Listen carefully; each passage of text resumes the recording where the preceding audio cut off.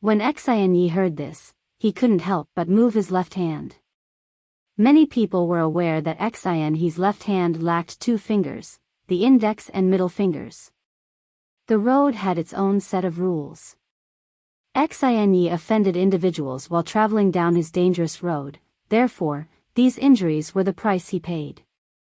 For many years, no one has noticed his left hand being suddenly glanced at by a teenager in front of him. Ceirin was a little uneasy for a while, but he kept a grin on his face. Xing Yanhui and Liang Ceirin's gazes became icy. It seemed that whenever Xiao Qingrong said something, the two men became agitated. Xiao Qingrong ignored the two frigid stares and focused his entire attention on Ceirin's left hand. There was a sense of expectancy, as if he were seeing a unique occurrence. "Of course, I can show you, but I'm afraid you'll be scared." Ceirin stood out from the crowd. Ordinary people would certainly strive to conceal their physical limitations, but Ceirin was the polar opposite. The abrupt query regarding Xiao Qingrong's left hand reminded Ceirin of his infancy, which was probably comparable to that of the current Xiao Qingrong, a newborn calf fearless of tigers. Ceirin chuckled again, this time with a genuine smile, as he passed his left hand over. "I'm not scared. I'm just curious about the scar on your left hand."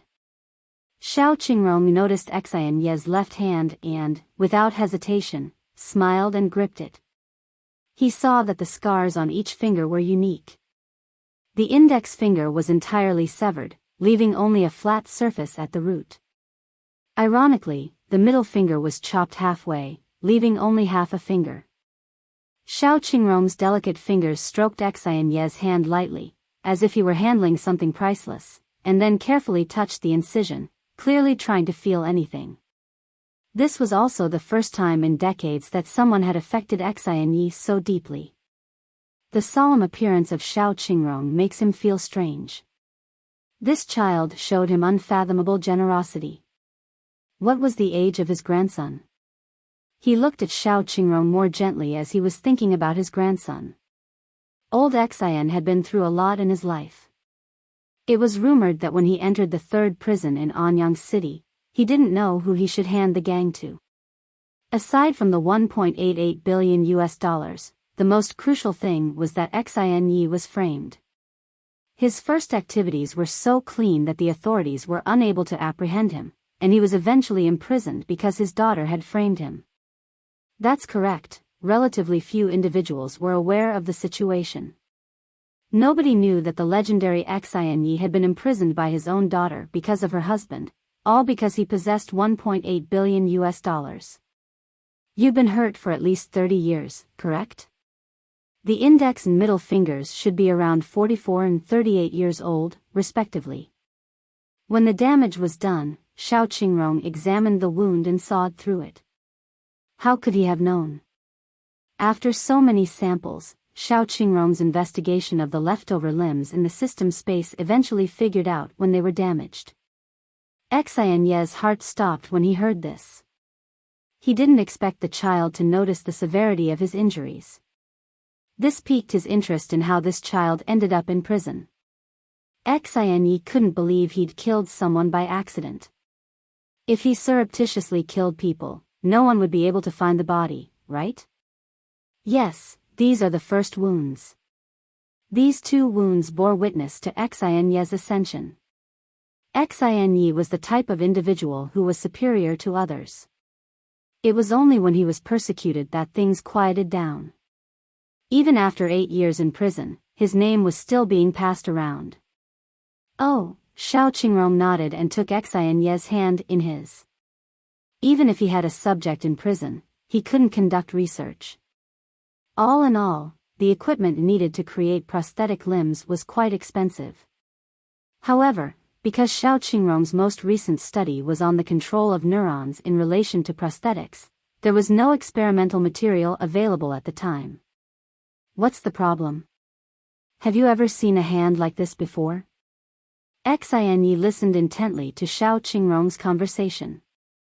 The longer he looked at the small kid, the more at ease he became. "No, I'm simply intrigued." Is it difficult to live without your index and middle fingers? Xiao Qingrong was equally enthralled. He didn't even notice. Most average folks would be offended if he asked them. Fortunately, it was Ceirin Yi, who grinned and didn't seem to mind. Yes, I was in pain when these two were severed. But that was in the past, and I'm already acclimated to it. There will always be times when you cannot use certain items. After all, what's gone is gone, and you can't have regrets for things you can't get back.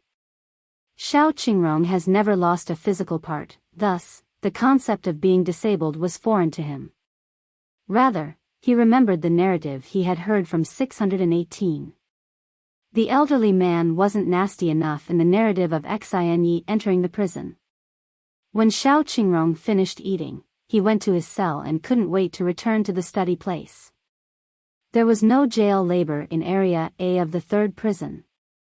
Why? Because the majority of the inmates in Area A were fugitives. Coordinating their daily labor needed personnel and was prone to accidents. As a result, with the exception of lunch, the majority of the inmates in Area A would spend the majority of their time in their cells. Xiao Qingrong felt completely at ease with this. It felt fantastic to get back to studying after eating. There was no need to do anything else. Xiao Qingrong's life was very comfortable, with the exception of the occasional physical training. Everyone in Area A noticed it. No one dared to upset Xiao Qingrong because old Ceirin was going to assist the newcomer. After 1.5 months in prison, someone came to see him. That's correct. When the jail guards gave Xiao Qingrong the warning, he remembered that he still had a younger sister outside. After his parents died, Xiao Qingrong moved in with his sister, Xiao Qinghuan. Because the two were so reliant on each other, when Xiao Qingrong was imprisoned, only Xiao Qinghuan was left. A prison officer led him to the meeting room. Across the street was an anti-theft sign. He needed to talk on the phone. Xiao Qingrong caught sight of the female on the other side of the glass, a girl who resembled himself. Xiao Qinghuan's eyes turned bright red as she spotted her brother. She had already cried. She couldn't stop weeping now. She pressed a single button. She had no idea this would happen. Xiao Qingrong, clad in prison garb, was composed. He picked up the phone and looked out the window after sitting there. Xiao Qinghuan swiftly took up the phone, her voice breaking with emotion. Are you all right, brother? Isn't it true that you're not being bullied? Her voice was full of concern, so Xiao Qingrong felt a little familiar. I'm all right. The simple 3 words brought back Xiao Qinghuan's tears. She cried again, remembering what happened at home when her brother was arrested. After you were detained, a large crowd gathered outside and trashed everything in the house. They appeared to be looking for something, but they came up empty-handed. Our uncle and aunt moved into our house after learning that you were in prison. I wanted to stop them, but I couldn't. They changed our house key and evicted me. She had been dependent on her brother since she was a child, so when her elder brother was detained, Xiao Qinghuan was taken aback. She was as helpless as a child at that point. Xiao Qingrong knew from memory that the daughter was a good girl who listened to her brother. When things like this happened, it was natural for her to be bullied, but it was also so uncomfortable that it irritated Xiao Qingrong. So, where are you now?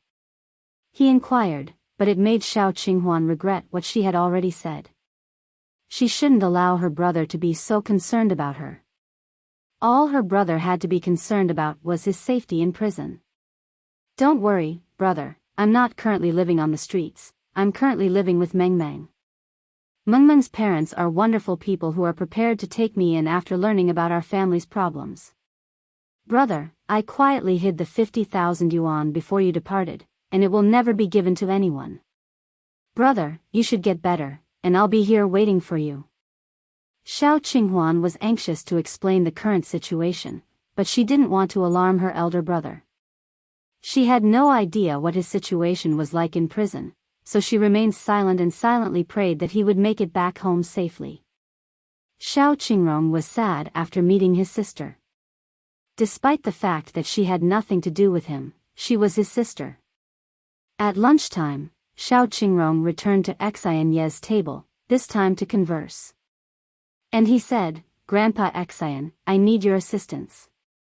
He understood how wonderful Xian Yi was in prison and how influential he was outside. He was, of course, the ideal choice for an ally. It comes as a surprise to Xian Yi. You should be aware that he has been caring for this youngster for about 2 months. The child is constantly alone and peaceful. He's intrigued now that he's suddenly discovered how to ask for assistance. "Oh. What would you like me to do for you?" Because no one should be offending him in prison, the criminal should be released. "I'd like your people to look after my younger sister." Of course, it isn't for naught. If Grandpa approves, I can also make a pledge to Grandpa Xian. Xiao Qingrong had a rule: if you want anything, you must first pay for it. Because 618 no longer works, the only person who could assist him in caring for his younger sister was the elderly man in front of him. Grandpa Xian laughed when he heard Xiao Qingrong's statements. He was overjoyed this time. He tapped the table twice and gazed at the young man in front of him.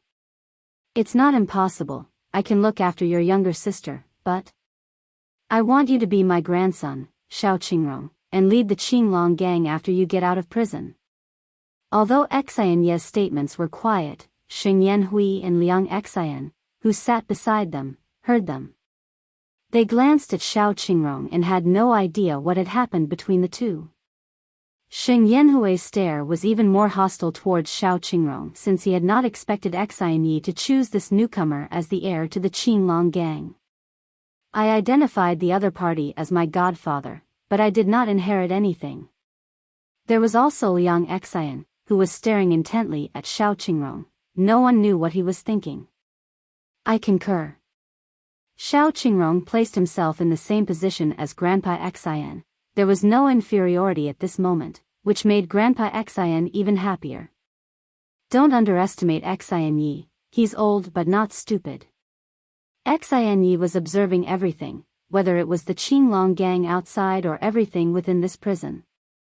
Xing Yanhui was brave and resolute, yet he was doomed. Xian Yi was aware that he had been imprisoned for far too long. He'd gotten older, and he was on the verge of forgetting what his daughter looked like.